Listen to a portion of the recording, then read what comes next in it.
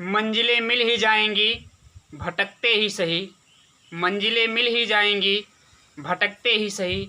गुमराह तो वो हैं जो घर से निकले ही नहीं, गुमराह तो वो हैं जो घर से निकले ही नहीं। हाय स्टूडेंट्स, मैं आपका राहुल सर अपने सर्वोदय ग्रुप यूट्यूब चैनल में आप सभी का स्वागत करता हूं। प्यारे बच्चों, आप भारत के भविष्य हैं, फ्यूचर ऑफ इंडिया कहा जाता है। और ऐसा मैं उम्मीद करता हूं कि आप सब भारत के भविष्य अपने घरों में होंगे, स्वस्थ होंगे, मस्त होंगे, अपने अध्ययन में लगे होंगे। तो अगर मैं उम्मीद कर रहा हूं तो प्यारे बच्चे, आप मेरी इस उम्मीद पर खरे उतरने की कोशिश करिएगा। और मैं daily lecture by lecture topic आपके सामने प्रोवाइड कर रहा हूं, तो उस टॉपिक को रिवीजन करते रहिए, स्टडी करते रहिए। जो ना समझ में आए कमेंट बॉक्स में लिखिए, उस आपके क्वेश्चन का आंसर मिलेगा। तो आइए स्टूडेंट, कल हम लोग पढ़े थे, क्या पढ़े थे भाई? अभिक्रिया की दर को प्रभावित करने वाले कारक में हम लोग पढ़े थे सांद्रता। क्या पढ़े थे? सांद्रता, यानी अभिकारक की सांद्रता का दर पर क्या प्रभाव पड़ता है। तो मेरे प्यारे बच्चों, मैं आपसे बताया था कि अगर अभिकारक की सांद्रता बढ़ाएंगे तो अभिक्रिया की दर बढ़ती है, क्योंकि संभावित टक्करों की संख्या बढ़ जाती है। तो आज आपसे हम चर्चा करेंगे ताप के बारे में कि ताप का क्या प्रभाव पड़ता है रासायनिक अभिक्रिया की दर पर। आइए, तो आज की टॉपिक ए है भाई ताप। ताप जिसकी अंग्रेजी होती है टेम्परेचर। टेम्परेचर अंग्रेजी इसकी है टेम्परेचर। यानी स्टूडेंट्स, आपको ये पढ़ना है कि जब आप ताप बढ़ाओगे तब अभिक्रिया का दर क्या होगा, यानी ताप बढ़ाने से और ताप घटाने से अभिक्रिया की दर पर क्या प्रभाव पड़ता है। आप इस टॉपिक में यही अध्ययन करोगे कि ताप का अभिक्रिया की दर पर क्या प्रभाव पड़ता है।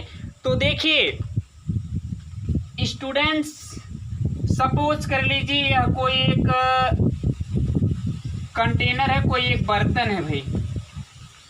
यह एक कोई बर्तन है और बच्चों, इसमें सपोज कर लीजिए कि ए और बी के मॉलिक्यूल्स हैं, यानी ए प्लस बी ये आपस में मिलकर के पी फॉर प्रोडक्ट का निर्माण कर रहे हैं।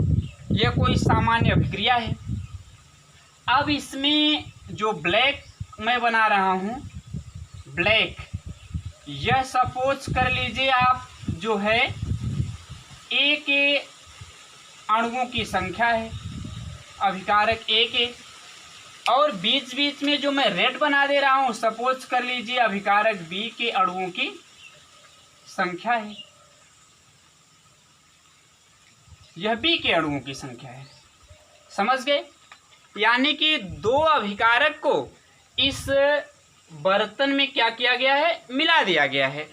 ए है और बी है, मिलकर के क्या बना रहे हैं, प्रोडक्ट बना रहे हैं। तो अब आप जानते हैं, सपोज करिए इसको उष्मा दे दिया जाए, उष्मा को क्यू से दिखाते हैं, या आप ऐसे कह सकते हैं टेम्परेचर दे दिया जाए।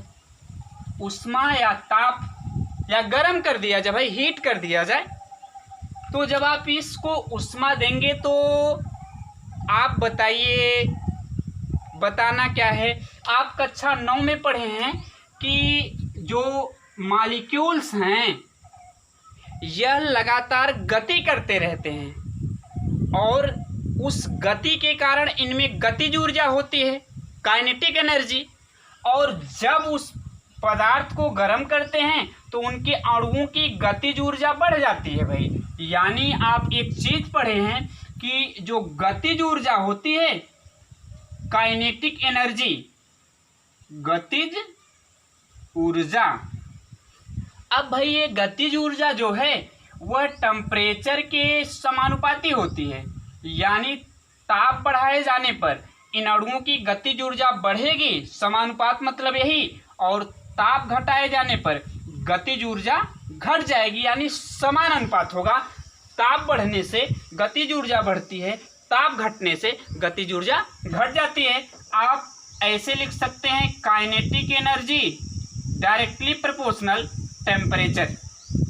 समझ में आई मेरे प्यारे बच्चे कि इस तरह से जो पार्टिकल्स होते हैं, जो इसके मॉलिक्यूल्स लगातार गति करेंगे, जिसके कारण इनमें गतिज ऊर्जा होगी। कौन सी ऊर्जा?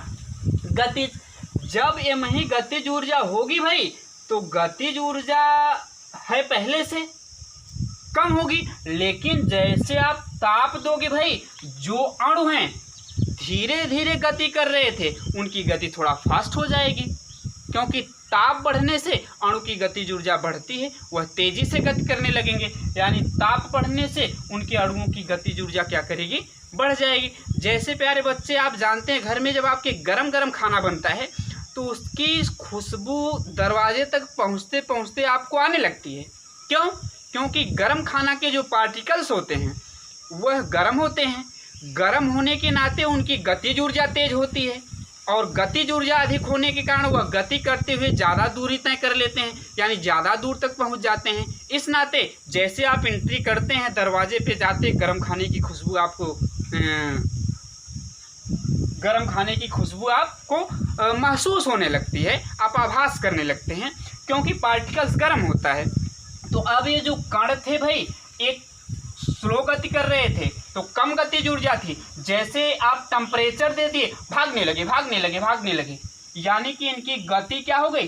तेज हो गई। और जब गति तेज हो गई तो उसी गति के कारण गतिज ऊर्जा होती है, और गतिज ऊर्जा तेज हो गई, इसका मतलब कि अब टक्कर भी बढ़ जाएगी भाई। धीरे धीरे गति कर रहे थे तो कम टक्कर हो रही थी, अब जब ये तेजी से मूव करने लगेंगे, भागने लगेंगे, और जब भागने लगेंगे भाई, तेजी से भागेंगे, और तेजी से भागेंगे तो आप जान रहे हैं कि इनके बीच आपसी टक्करों यानी कोलिजन की संख्या बढ़ जाएगी। इनके बीच आपसी टक्करों की संख्या बढ़ेगी, जाहिर सी बात है।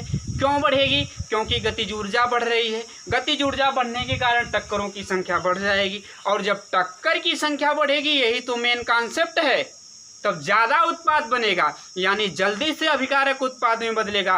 कहने का मतलब कि अभिक्रिया की दर तेज होगी, क्योंकि अभिकारक या उत्पाद की सांद्रता में हुआ परिवर्तन या बदलाव ही अभिक्रिया की दर कहलाता है। तो ताप देने से अणुओं की गतिज ऊर्जा बढ़ी, गतिज ऊर्जा बढ़ने से उनके बीच संभावित टक्करों की संख्या बढ़ी, और टक्कर में भी प्रभावी टक्कर बढ़ेगी। प्रभावी टक्कर आप सोचेंगे क्या सर? तो प्रभावी टक्कर का मतलब जिन टक्करों के द्वारा उत्पाद बनता हो, तो प्रभावी टक्कर बढ़ेगी तो अभिक्रिया की दर भी क्या होगी? बढ़ जाएगी स्टूडेंट्स। अब आप समझिए, जैसे मान लीजिए कि आप बिल्कुल ऐसे कतारबद्ध तरीके से खड़े हैं, समझ गए, और जब ऐसे खड़े हैं तो आपके पास उस समय स्थितिज ऊर्जा होगी, गतिज नहीं होगी। लेकिन जैसे कोई एक धक्का दे दे, धक्का देने के बाद एक की गतिज ऊर्जा बढ़ेगी, वो अगले को धक्का देगा, ऐसे करते करते सबकी गतिज ऊर्जा बढ़ जाएगी, भगदड़ मच जाएगी, और भगदड़ मचने के कारण आपके बीच होने वाले टक्करों की संख्या बढ़ जाएगी। जैसे सभी लोग इकट्ठा हैं, बीच में सांप फेंक दिया जाए तो सभी लोग भागने लगेंगे, और जब भागने लगेंगे तो भगदड़ मचेगी, और भगदड़ मचेगी तो आपसी टक्करों की संख्या बढ़ जाएगी, टक्करों की संख्या बढ़ जाएगी, यानी कि आपके भागने की अभिक्रिया हो रही है तो आपके भागने की स्पीड भी तेज हो जाएगी। अब जैसे आप खड़े हैं तो आपके पास स्थितिज ऊर्जा है, गतिज ऊर्जा नहीं है, या आप धीरे धीरे गति कर रहे हैं। सपोज करिए पीछे से पागल कुत्ता दौड़ाने लगे, वह समझ लीजिए टेम्परेचर का काम कर रहा है, आप कई लोग हैं। अब पागल कुत्ता जब दौड़ाने लगेगा तो आपकी गतिज ऊर्जा तेज होगी, आप तेज भागने लगेंगे। ऐसा तो है नहीं कि सोचेंगे कि भागें कि नहीं भागें, ये सोचेंगे अगर तब तो काम कर दिया कुत्ता। तो आपकी गतिज ऊर्जा बढ़ेगी, और गतिज ऊर्जा बढ़ेगी तो आपके बीच टक्करों की संख्या बढ़ेगी, और आपके भागने की स्पीड बढ़ जाएगी। तो उसी तरह से ताप बढ़ाने से अणुओं की गतिज ऊर्जा बढ़ती है, और गतिज ऊर्जा बढ़ने से अणु जो होते हैं तेजी से गति करते हैं, और गति करते हुए उनके बीच टक्करों की संख्या बढ़ जाती है, और जब टक्कर की संख्या बढ़ती है तो जाहिर सी बात है अभिकारक जल्दी उत्पाद में बदलेगा। जब अभिकारक जल्दी उत्पाद में बदलेगा तो अभिक्रिया की दर भी तेज होगी। तो आप समझ गए स्टूडेंट, ताप बढ़ाने पर अणु जो थे तेजी से गति करने लगेंगे, भागने लगेंगे, यानी इनकी गतिज ऊर्जा तेज हो जाएगी। गतिज ऊर्जा तेज हो जाएगी जिससे इनके बीच आपसी टक्करों की संख्या बढ़ेगी। जब आपसी टक्करों की संख्या बढ़ेगी तो अभिकारक जल्दी से उत्पाद में बदलेगा। अभिकारक जल्दी से उत्पाद में बदलेगा तो जनाब अभिक्रिया की दर क्या होगी? तेज होगी, यानी अभिक्रिया फास्ट होगी। समझ गए स्टूडेंट्स? अभिक्रिया तीव्र हो जाएगी। जैसे मेले में भीड़ लगाते हुए आप चल रहे हैं धीरे धीरे, और आप ऐसे जोन में घुस गए जहां आपका बॉयज आप समझ लीजिए हैं, आपकी एंट्री वैध नहीं है, अवैध है, और आप वहां घुस गए धीरे धीरे मजा ले रहे हैं। समझ लीजिए वह लेडीज जोन है, और एक होमगार्ड पीछे से डंडा लेके जब आ जाएगा, लगेगा दौड़ाने, समझ लीजिए ताप का काम कर रहा है, आप भागने लगोगे, गतिज ऊर्जा बढ़ जाएगी तो टक्करों की संख्या बढ़ जाएगी। टक्कर यानी एक दूसरे को आप नहीं देखोगे किससे टकरा रहे हैं, टकराहट बढ़ जाएगी। टकराहट बढ़ जाएगी तो आपस में झगड़े भी होने शुरू हो जाएंगे, तो झगड़े की दर बढ़ गई। ये है ताप का प्रभाव। ताप बढ़ाने से गतिज ऊर्जा बढ़ी, गतिज ऊर्जा बढ़ने से टक्करों की संख्या बढ़ी, और टक्करों की संख्या बढ़ने से अभिक्रिया की दर क्या हो गई? बढ़ गई। तो आप लिख रहा हूं स्टूडेंट्स में, ताप बढ़ाने से, ताप बढ़ाने, सामान्यतः एक शब्द प्रयोग कर लीजिए, सामान्यतः, सामान्यतः ताप बढ़ाने से क्या होती है? अभिक्रिया की दर। ताप बढ़ाने से अभिक्रिया की दर, ताप बढ़ाने से अभिक्रिया की दर बढ़ती है। अच्छा भाई, बढ़ती है, क्या बढ़ती है? अभिक्रिया की दर। ओके, तो अभिक्रिया की दर बढ़ती है। अब क्यों बढ़ती है? क्योंकि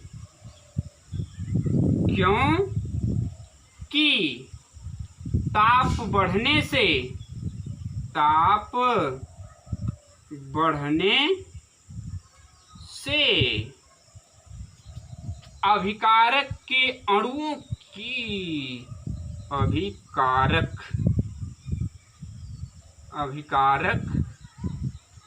के अणुओं की गतिज ऊर्जा,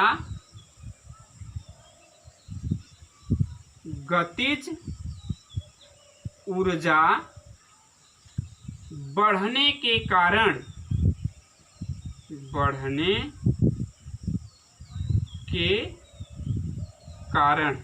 क्या बढ़ती है? गतिज ऊर्जा बढ़ने के कारण प्रभावी टक्करों की संख्या, प्रभावी टक्करों की संख्या, प्रभावी टक्करों की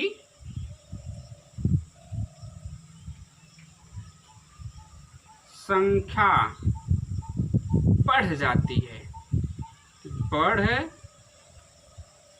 जाती है।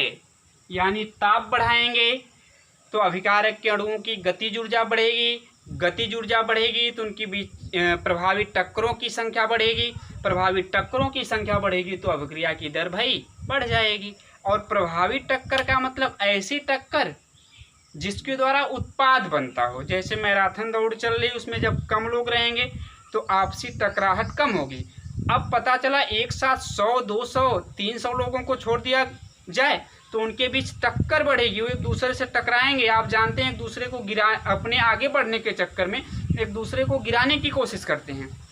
तो जब लोग बढ़ेंगे तो टक्कर जाहिर सी बात है बढ़ जाएगी, और जब टक्कर बढ़ जाएगी तो जब टकराएंगे तो समझ लीजिए टक्कर बढ़ेगी तो उत्पाद जल्दी बनेगा, यानी अभिक्रिया की दर तेज हो जाएगी। झगड़े की दर बढ़ सकती है, एक दूसरे को गिराने के चक्कर में पड़ेंगे लोग। अब सपोज कर लिए किसी को कोई धक्का मार दिया, वो बेचारा सह लिया, मतलब नहीं कुछ बोला, तो यह प्रभावी टक्कर नहीं होगी, क्योंकि अब झगड़ा होगा नहीं करेगा। तब अब यह अप्रभावी टक्कर होगा, क्योंकि एक ने बर्दाश्त कर लिया। अब एक ने धक्का मारा लेकिन दूसरे ने बर्दाश्त नहीं किया, टक्कर हुई, वह भी उसके साथ अकड़ गया, तो झगड़ा होना शुरू हो गया और झगड़े की जड़ या स्पीड तेज हो गई। तो समझ लीजिए कि यह झगड़ा बढ़ गया, झगड़ा होने की दर बढ़ गई और यह टक्कर जो थी वह प्रभावी टक्कर है, क्योंकि झगड़ा हुआ उस टक्कर से और उसमें से टक्कर लेने वाले दोनों में से एक बेचारा बर्दाश्त कर लिया तो झगड़ा नहीं हुआ, और झगड़ा नहीं हुआ तो वह अप्रभावी टक्कर होगा, क्योंकि झगड़ा हुआ ही नहीं। अभिक्रिया झगड़ा होने की हो रही थी और जब दोनों टकराने के बाद भिड़ जाएंगे भाई, भिड़ जाएंगे तो झगड़ा होगा। और यही सामान्य भाषा में, मोटी भाषा में आप कह रहे हो झगड़ा होना अभिक्रिया है, तो टक्कर बढ़ेगी तो झगड़ा होगी, यानी वह टक्कर प्रभावी होगा। समझ गए स्टूडेंट? तो हमने लिखा ताप बढ़ाने से अभिक्रिया की दर बढ़ती है। क्यों बढ़ती है? क्योंकि ताप बढ़ने से अभिकारक के अणुओं की गतिज ऊर्जा बढ़ने के कारण प्रभावी टक्करों की संख्या बढ़ जाती है। तो अब मैं मेरे प्यारे बच्चों को बता दूंगा इंग्लिश वर्जन। तो क्या कहेंगे? Generally the rate increases with the increase of temperature, because as the temperature increases the kinetic energy of reactant molecules increases, so that number of collision between reactant molecules is also increases। बात समझ गए student? तो चलिए लिख देता हूँ generally rate increases, generally rate increases with the increase of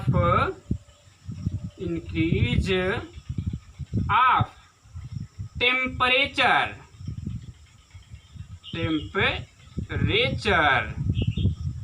और भाई आज टेम्परेचर बहुत तेज है, गर्मी हो रही है। टेम्परेचर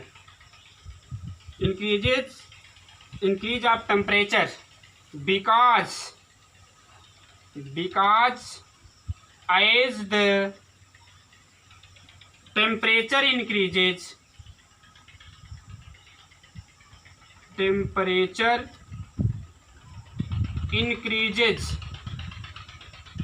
जैसे ताप क्या होता है? बढ़ता है।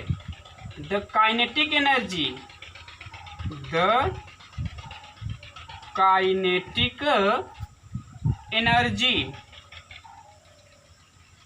ऑफ रिएक्टेंट मॉलिक्यूल्स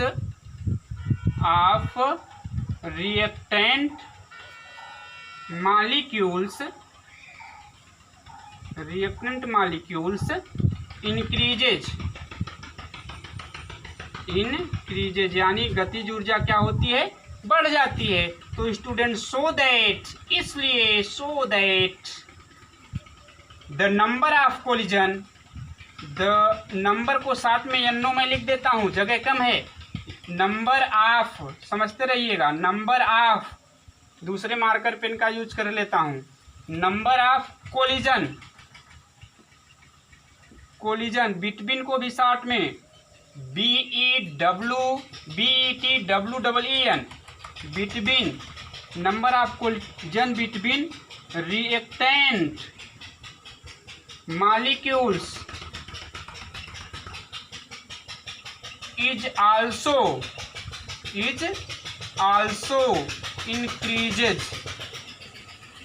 ये रहा, हमने क्या बताया स्टूडेंट आपको? ताप बढ़ाने से अभिक्रिया की दर बढ़ेगी। क्यों?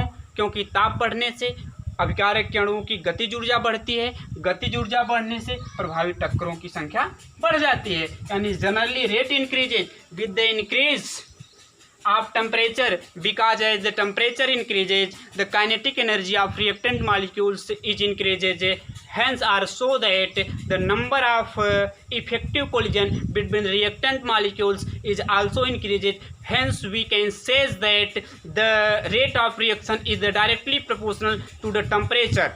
यानी अभिक्रिया की जो दर है वह ताप के अनुक्रमानुपाती होती है, आप ऐसा भी कह सकते हैं। तो मेरे प्यारे बच्चे, आप शॉर्ट स्क्रीन ले लीजिए। शॉर्ट स्क्रीन लेने के बाद आप नोट बनाते चलिए, फिर मैं आगे की नेक्स्ट टॉपिक स्टार्ट करता हूँ। कोई समस्या हो तो आप बताइएगा। ले लीजिए शॉर्ट स्क्रीन। अब हो गया भाई, बात सबको समझ में आ गई? कोई समस्या होगी तो आप कमेंट बॉक्स में अपनी समस्या को प्रकट कर सकते हैं। समस्या है आपकी, समाधान मेरे तरफ से, लेकिन आप किसी समस्या को छुपाइएगा ना। समस्या को कमेंट बॉक्स में लिखिए, आपकी हर कन्फ्यूजन सारी चीज़ों को दूर किया जाएगा। अगली टॉपिक अब आपसे शुरू करते हैं। शॉर्ट स्क्रीन तो सब बच्चों ने ले लिया होगा, नोट बनाते चलिए, स्टडी करिए, कोई समस्या नहीं आएगी, मिटा रहा हूँ उसको। ठीक बच्चे, चलिए अब एक चीज़ आपको बताना है। और क्या बताना है मेरे प्यारे बच्चों? बताना ये है, नोट में वैज्ञानिकों ने प्रैक्टिकली देखा है, तो इसको हम स्टार करके इस पॉइंट को नोट कर लेते हैं या नोट लिख लेते हैं। 10 डिग्री सेंटीग्रेड ताप बढ़ाने पर, 10 डिग्री सेंटीग्रेड ताप बढ़ाने पर अभिक्रिया का वेग, अभिक्रिया का वेग 10 डिग्री सेंटीग्रेड ताप बढ़ाने पर अभिक्रिया का जो वेग है लगभग 2 से 3 गुना बढ़ता है। 2 गुना या 3 गुना हो जाएगा, ऐसा वैज्ञानिकों ने प्रैक्टिकली देखा है, ऑब्जर्व किया है। लेकिन एक शर्त है मेरे प्यारे बच्चों, आप यही गलती कर देते हैं कि यह केवल समांगी अभिक्रिया के लिए है। किस अभिक्रिया के लिए? समांगी। समांगी का मतलब भाई आप सोचोगे समांगी क्या? तो समांगी ऐसी अभिक्रिया जिसमें सभी अभिकारक और उत्पाद एक अवस्था में हो। अगर सभी ठोस तो ठोस, द्रव तो द्रव, गैस तो गैस में हो। बात समझ गए भाई? चलिए, जैसे मैं लिखता हूँ H2 + I2, ये उत्क्रमणीय अभिक्रिया होती है। बस मैं आपको रिएक्शन दिखा रहा हूँ, आपको मतलब समझाने की कोशिश कर रहा हूँ समांगी क्या है। हमने कहा 10 डिग्री सेंटीग्रेड ताप बढ़ाया जाएगा तो अभिक्रिया का वेग लगभग 2 से 3 गुना बढ़ेगा। और यह किस अभिक्रिया के लिए होगा? समांगी के लिए, जिसमें सभी अभिकारक और उत्पाद एक अवस्था में हैं। एक गैस और ये भी किसमें? गैस। अगर द्रव में होंगे तो सब के सब किसमें होंगे? द्रव में होंगे भाई। किसमें होंगे? जैसे आप पढ़े हैं C2H5COO, इस अभिक्रिया को, या आप ऐसे कह लीजिए C2H5OH, C2H5OH + CH3COOH ये बनाता है। तो H और OH मिलकर के H2O बना लेगा, आप जानते हैं, जल। और ये हो जाएगा CH3COO C2H5, एथिल एसीटेट बनेगा। तो यहाँ मेरी समझाने की सिर्फ एक कोशिश, एथिल एल्कोहल भी लिक्विड, यह अम्ल है, ये भी लिक्विड, यह भी लिक्विड और यह भी लिक्विड। तो इस तरह की अभिक्रियाओं को आप कहेंगे समांगी अभिक्रिया, और यह रिजल्ट समांगी अभिक्रिया के लिए ही होता है, सबके लिए नहीं स्टूडेंट्स, केवल समांगी के लिए, जिसमें सभी अभिकारक और उत्पाद एक अवस्था में होंगे। बात समझ गए सब लोग? तो इसको भी अगर शॉर्ट स्क्रीन करना चाहते हैं तो कर लीजिए, ताकि आप बेहतर नोट बना सकें और उसको समझ सके बाद में। अब अगला प्रभावित करने वाला कारक मैं आपसे चर्चा करूंगा, वह कारक आपका है दाब। ठीक, दाब है भाई, दाब, प्रेशर,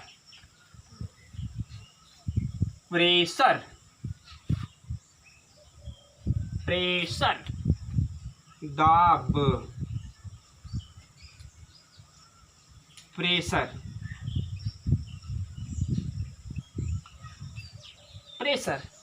अब सपोज करिए भाई ये कोई गैसीय पदार्थ इसमें भरा गया, कोई गैसीय अभिक्रिया हो रही है।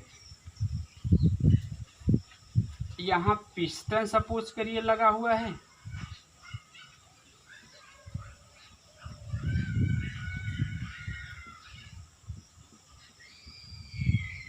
ऐसा कुछ है,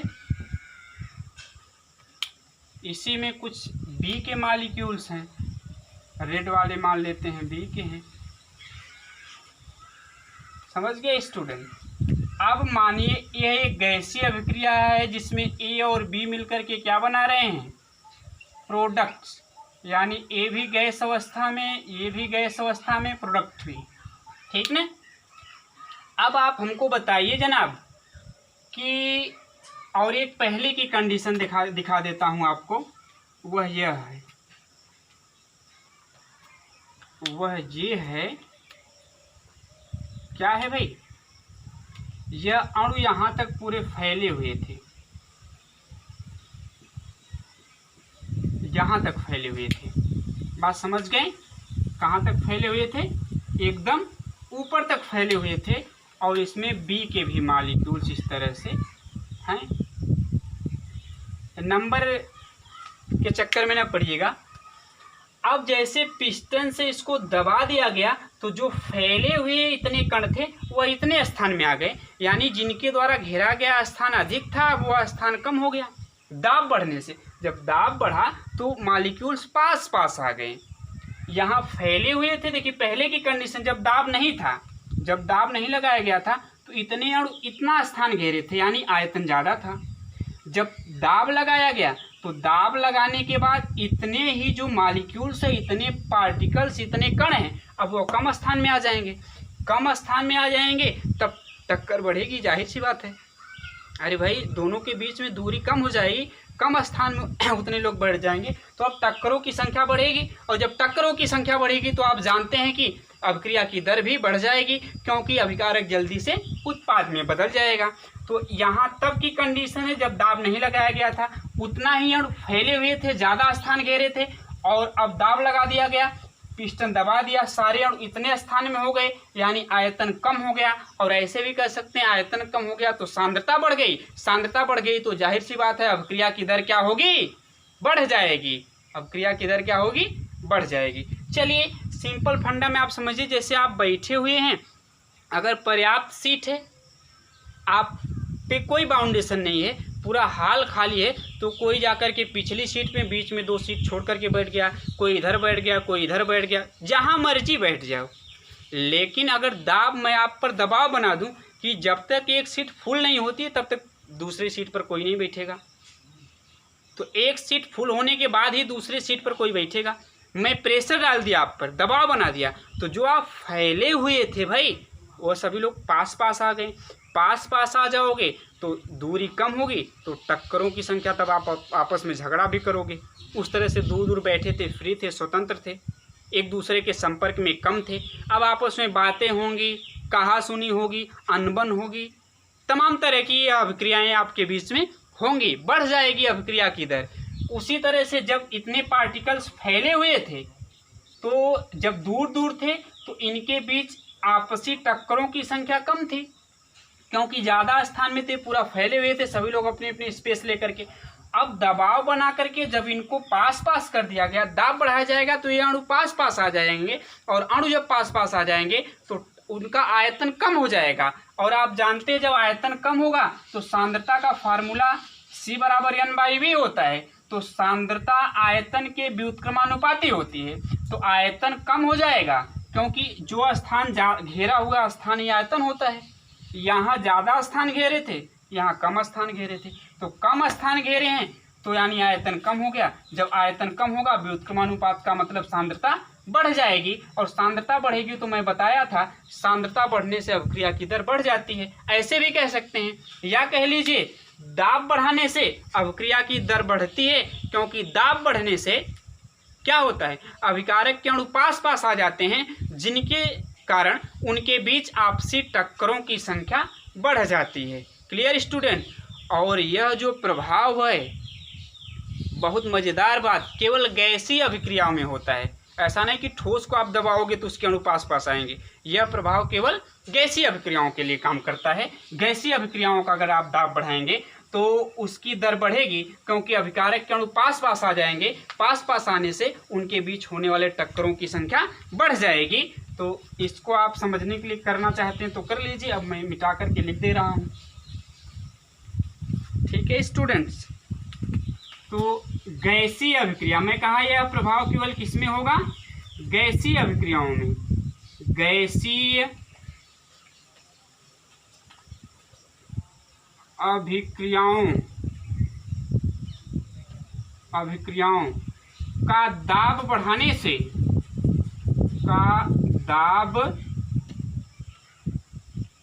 बढ़ाने पर लिख लीजिए, बढ़ाने से उसकी दर बढ़ती है, उसकी दर बढ़ती है। एक लाइन लिख लीजिए, क्यों बढ़ती है? तो क्योंकि दाब बढ़ने से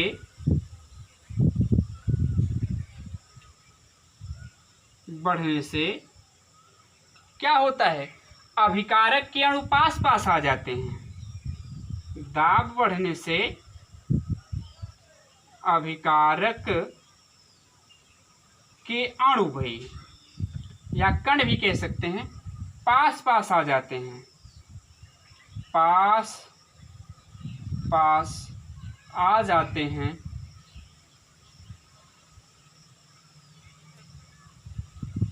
जिससे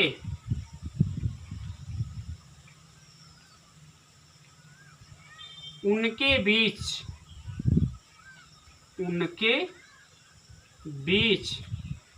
प्रभावी टक्करों की संख्या बढ़ जाती है। प्रभावी टक्करों की संख्या, प्रभावी टक्करों की संख्या बढ़ जाती है।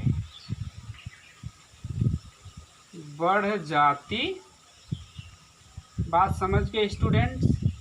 कि जब गैसीय अभिक्रिया में दाब बढ़ाएंगे तो अणु पास पास आ जाएंगे, जो दूर दूर थे पास पास आ जाएंगे। तो पास पास आने से उनके बीच टक्कर बढ़ जाएगी। तो जब भाई टक्कर बढ़ जाएगी तो उसकी दर बढ़ जाएगी, क्योंकि अभिकारक जल्दी से उत्पाद में बदलेंगे। और यह प्रभाव केवल गैसीय अभिक्रियाओं में पाया जाता है। तो आइए एक लाइन लिखते हैं इंग्लिश में। Generally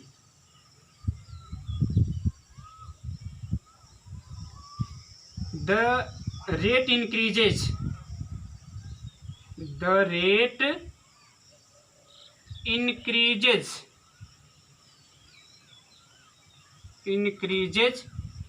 with the increase of, यहाँ थोड़ा सा इसकी मीनिंग मिस्टेक है, लिख देता हूँ, प्रेशर की PRESSURE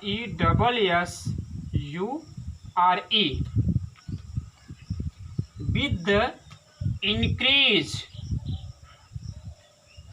of pressure, because pressure in gaseous reaction,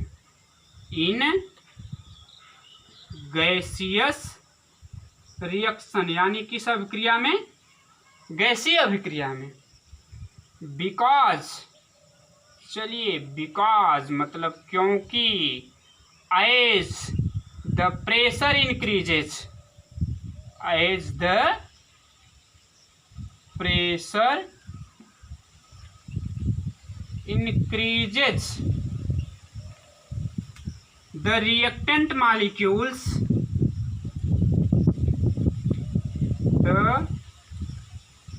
reactant molecules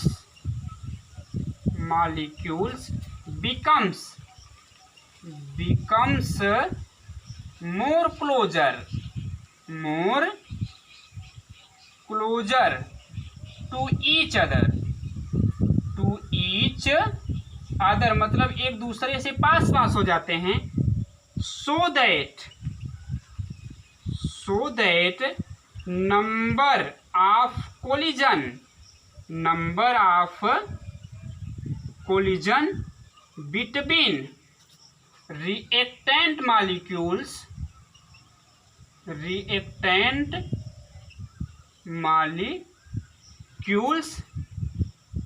is also भी बढ़ जाता है, is also increases in, समझ गए स्टूडेंट। तो दाब बढ़ाएंगे तो अभिक्रिया की दर बढ़ेगी, क्योंकि अभिकारक के अणु पास पास आने से उनके बीच टक्करों की संख्या बढ़ जाती है और प्रभावी टक्करों की संख्या बढ़ती है। तो हमने कहा generally rate increases with the increase of pressure, because as the pressure increases the reactant molecules becomes more closer to each other, so that are hence the number of collision between reactant molecules is also increases. तो मैं समझता हूं कि आप समझ गए होंगे कि ताप और दाब का क्या प्रभाव पड़ता है अभिक्रिया की दर पर। तो ऐसे भी कह सकते हैं कि गैसीय अभिक्रिया की दर क्या होती है? गैसीय अभिक्रिया की दर किस अभिक्रिया की? गैसीय दाब के प्रोपोर्शनल होती है। गैसीय अभिक्रिया का दाब बढ़ेगा दर बढ़ेगी, दाब घटेगा दर घट जाएगी। समझ गए स्टूडेंट्स?